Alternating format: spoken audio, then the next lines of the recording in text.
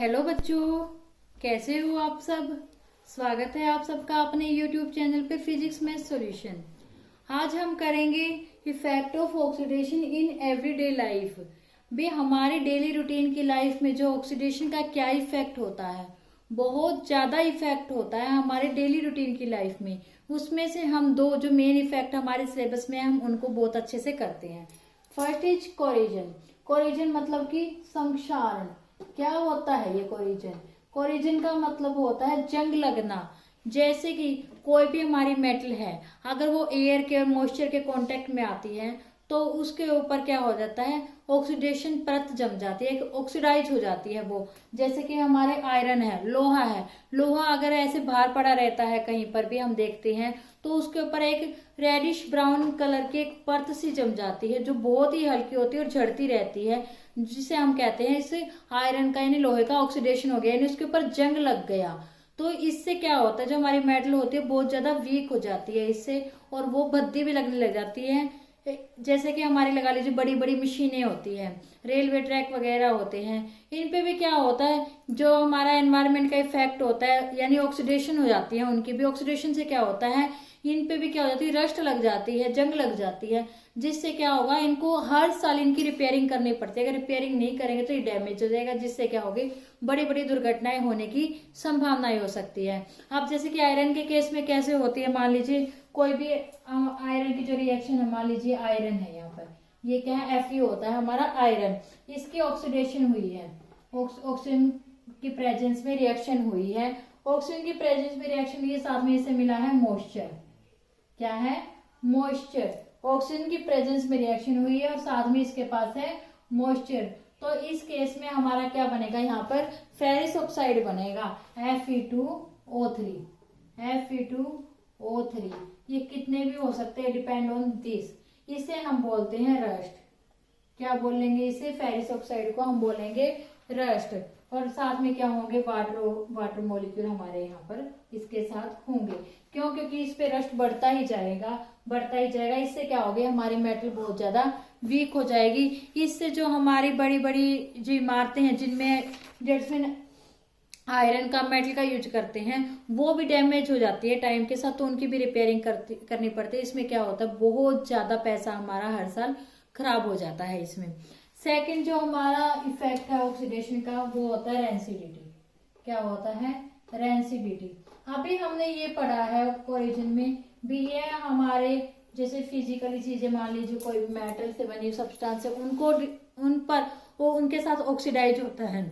लेकिन ऑक्सीडेशन सिर्फ मेटल जैसे किसी सब्सटेंस के साथ ही नहीं, ऑक्सीडेशन तो हमारे खाने में भी हो सकता है। हमारा कोई भी ऑयली या फैटी फूड होता है, फॉर एग्जाम्पल लगा लीजिए आप लोगों के बाहर से जितने भी फास्ट फूड आते हैं, इनको क्या आप ज्यादा टाइम तक स्टोर कर सकते हो? नहीं कर सकते। एक दिन बाद, 2 दिन बाद क्या होगा, इनमें से बहुत ज्यादा गंदी स्मेल आने लगेगी, ये टेस्टलेस हो जाएंगे।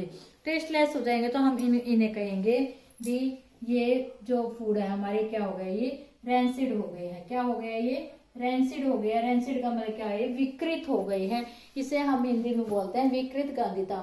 इसका मतलब विकृत हो गया। विकृत होने के बाद, रेंसिड होने के बाद क्या होगा, उनमें अनप्लेजेंट स्मेल होगी और बहुत ही ज्यादा टेस्टलेस हो जाएंगे। क्यों होगी रेंसिड? ये क्यों? क्योंकि जो ऑक्सीजन है, ऑक्सीडेशन हो गई फूड के साथ, क्या हो गई, उसकी ऑक्सीडेशन हो गई, तो फूड क्या हो गया, वहां पे हमारा ऑक्सीडाइज हो गया।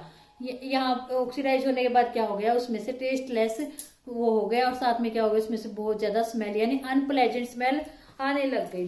तो अब इन्होंने ये कहा है, हमें अगर इन सब चीजों से बचना हो तो हम इसको तो कैसे करेंगे, इसका तो हमें पता है। अभी कोरिजन से बचने के लिए हम पेंट कर सकते हैं, ग्रीस लगा सकते हैं, ऑयल लगा सकते हैं, एटसेट्रा एक्सेट्रा, हमने छोटी छोटी क्लासेस में पढ़ा है, हम ये टेक्निक यूज कर सकते हैं। लेकिन रेंसिडिटी में अगर हम अपने फूड को खराब होने से बचाना चाहते हैं तो उसके लिए क्या करें, उसके लिए हम एंटीऑक्सीडेंट का यूज कर सकते हैं। किसका?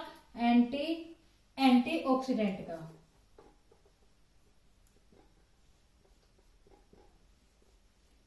एंटीऑक्सीडेंट में मान लीजिए जैसे कि एक होता है BHA